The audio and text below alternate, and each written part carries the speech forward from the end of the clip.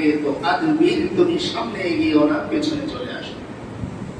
তো আল্লাহ তাআলা কোরআনে কারীমের মধ্যে বলেন, ইন্নামাল মুমিনুনা ইখওয়াতুন ফাসলিহু বাইনা আখাওয়াইকুম ওয়াত্তাকুল্লাহা লাআল্লাকুম তুরহামুন। আল্লাহ তাআলা বলেন, নিশ্চয়ই মুমিনরা পরস্পর ভাই ভাই। ইন্নামাল মুমিনুনা ইখওয়া, নিশ্চয়ই একজন মুমিন একজন মুসলমান অন্য মুসলমানের ভাই।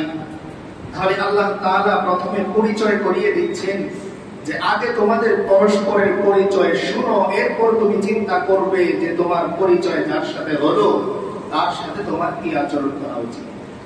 বাড়িতে যখন আমার ভাই বিপদে পড়ে, আমার বাবা বিপদে পড়ে, তখন আমি অটোমেটিক মনের মধ্যে কষ্ট থাকা সত্ত্বেও, অভিযোগ থাকা সত্ত্বেও এগিয়ে আসি, কারণ যিনি বিপদে পড়েছেন তিনি পরিচয়ে আমার কি হন? ভাই হন। যিনি বিপদে পড়েছেন তিনি পরিচয়ে আমার বাবা হন। তো আল্লাহ তাআলাও প্রথমে এই আয়াতের মধ্যে একজন মুসলমান আরেকজন মুসলমানের পরিচয়ের দিক দিয়ে কি হয় এটা আল্লাহ তাআলা বলে দিলেন। এবার পরিচয় যখন দেওয়া শেষ, তো এবার আল্লাহ তাআলা কর্তব্যের কথা স্মরণ করিয়ে দিচ্ছেন। যদিও মানুষ হিসেবে একজন মানুষের জন্য পরিচয় পাওয়ার পর তার কর্তব্যের কথা তারই চিন্তা করা উচিত, তবুও আল্লাহ তাআলা এই আয়াতের মধ্যে পরস্পর একজন মুসলমান ভাই আরেকজন মুসলমানের প্রতি কি দৃষ্টি রাখবে এই ব্যাপারে আল্লাহ তাআলা বলেন, ফাসলিহু বাইনা আখাওয়াইকুম।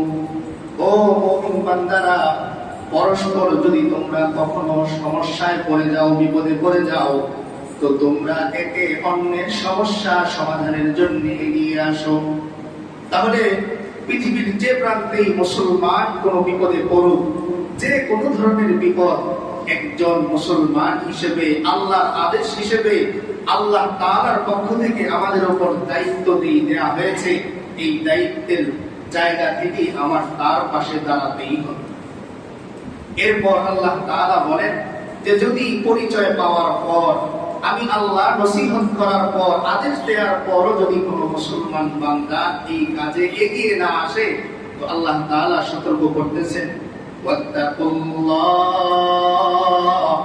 আল্লাহ তাআলা বলেন, ও মুমিন বান্দা, তুমি যদি তোমার অন্য ভাইয়ের বিপদের জন্য এগিয়ে না আসো, আড়ালে যদি থেকে যাও, দুনিয়ার কোনো মানুষ জানবে না ঠিক, কিন্তু সাবধান, আমি আল্লাহ নসিহত করতেছি, তোমরা আমি আল্লাহকে ভয় করো।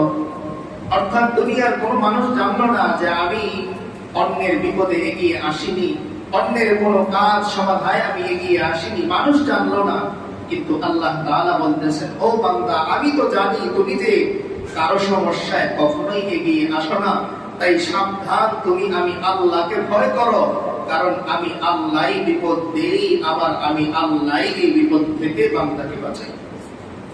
কোরআনে কারীমের মধ্যে এই জন্য অন্য জায়গায় আল্লাহ তাআলা সাবধান করে বলেন, ওয়াতিলকাল আইয়ামু নুদাউলুহা বাইনান নাস।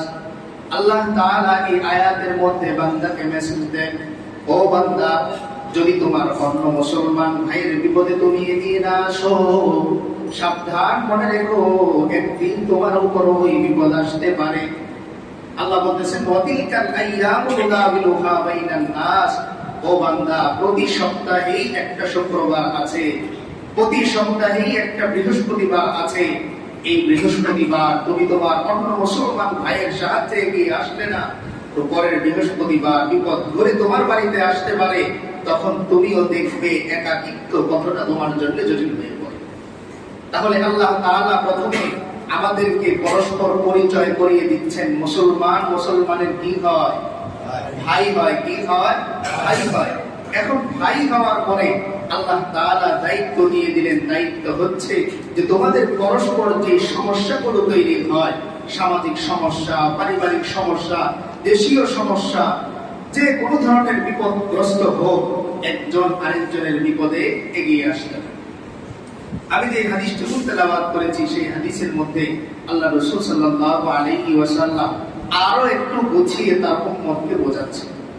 দেখেন, আল্লাহ তাআলা তিনি তো হাকিম, আহকামুল হাকিমিন, তিনি বান্দাকে বোঝানোর জন্য সংক্ষেপ করে বলে যান আর তার প্রিয় হাবিব মুহাম্মদুর রাসূলুল্লাহ সাল্লাল্লাহু আলাইহি ওয়াসাল্লাম যেভাবে বললে তার উম্মত বুঝবে, যেভাবে বললে তার উম্মত সহজে বুঝবে, সেইভাবে তিনি আরো একটু ব্যাখ্যা করে বলে যান। এজন্যই হাদিসকে বলা হয় ওহীরই একটা অংশ। হাদিসকে কি বলা হয়? ওহী। ওহী বলা হয় আল্লাহ তাআলার পক্ষ থেকে যে প্রেরিত বার্তা সরাসরি। এটা দুই ধরনের হয়, একটা হচ্ছে মাতলু বলে, অর্থাৎ তিলাওয়াতকৃত, অধিক পরিমাণে তিলাওয়াত হয়, সেটা হচ্ছে কোরআনে কারীম। আর আরেক ধরনের ওহী হচ্ছে যেটা বেশি পরিমাণে তেলাওয়াত করা হয় না, তবে সেটাও আল্লাহ তাআলার পক্ষ থেকে প্রেরিত বার্তা, সেটা হচ্ছে হাদিসে নববী। অর্থাৎ আল্লাহ রাসূল সাল্লাল্লাহু আলাইহি ওয়াসাল্লাম যা বলেন এর সব কিছুর উৎপত্তি স্থল মহান আল্লাহ তাআলার পক্ষ থেকে। তাহলে আল্লাহ রাসূল সাল্লাল্লাহু আলাইহি ওয়াসাল্লাম হাদিসের মধ্যে ইরশাদ করেন, সহিহ মুসলিম শরীফে বর্ণিত, নুমান ইবনে বাশীর রাদিয়াল্লাহু তাআলা আনহু থেকে বর্ণিত, عن النعمان بن بشير رضي الله تعالى عنه قال قال رسول الله صلى الله عليه وسلم المسلمون كرجل واحد। নুমান ইবনে বাশীর রাদিয়াল্লাহু তাআলা আনহু থেকে বর্ণিত, তিনি বলেন রাসূল সাল্লাল্লাহু আলাইহি ওয়াসাল্লাম বলেছেন, আল মুসলিমুনা কারাজুলিন ওয়াহিদ।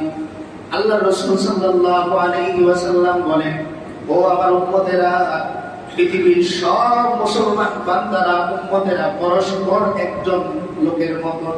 কার মতন? একজন লোকের মতন। আর অন্য হাদিসের মধ্যে পাওয়া যায় কাজাসাদিন ওয়াহিদিন, একটা দেহের মতন। কিসের মতন? দেহের।